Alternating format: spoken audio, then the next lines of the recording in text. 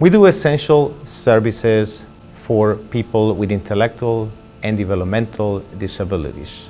In the past, when family had a person with disability born, there were no options for them, so most of children would end up in institutions. The horrors of Willowbrook are well known around the world, unfortunately, but around 1949, 1950, there were groups of parents all around the country who decided to start their own organizations. That's how ARCs were born. They're all family-funded and governed organizations. And now it's very important. These organizations are governed by the boards, and most of the people on the board are family members, brothers, sisters, parents of people with disabilities.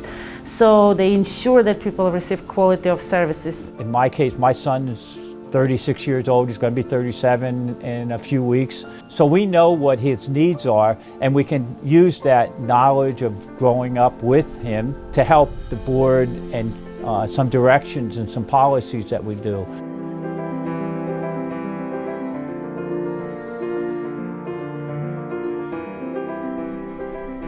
My family has always been a volunteer family. My father was a longtime Boy Scout leader. My mother volunteered at the hospital. Something that we feel that it's nice to do. It's good to give back.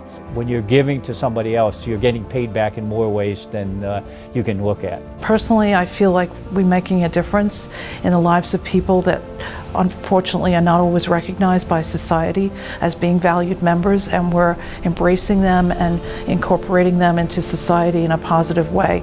I have a colleague many years ago that used to use a phrase that said, "good enough for me." I still say that to myself on a regular basis and hope that the life we're offering these people is a life that I would be happy with as well.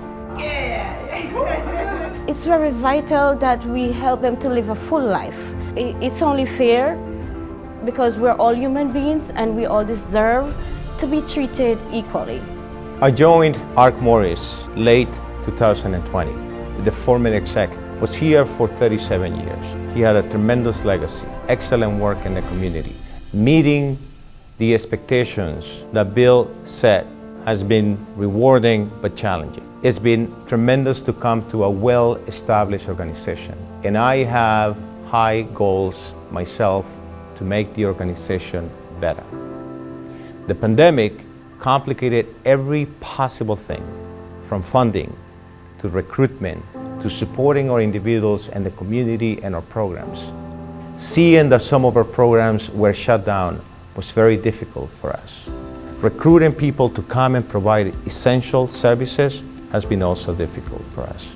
We had consumers who were hospitalized quickly, and at first we didn't even know it was COVID. You felt like you were living in a nightmare. Gowns and masks and gloves, and the work we do is so intimate. There isn't social distancing in our world at the ARC Mars. There's no social distancing. So you want to still make sure that the people we serve are getting the level of care that they need, but I'm so proud of the work that our staff did. Staff who were sleeping overnight 2 and 3 days, not going home to their families to serve our people. It was devastating and inspiring all at the same time. Frankly, we've been shaken, but we have been moved. We're still here.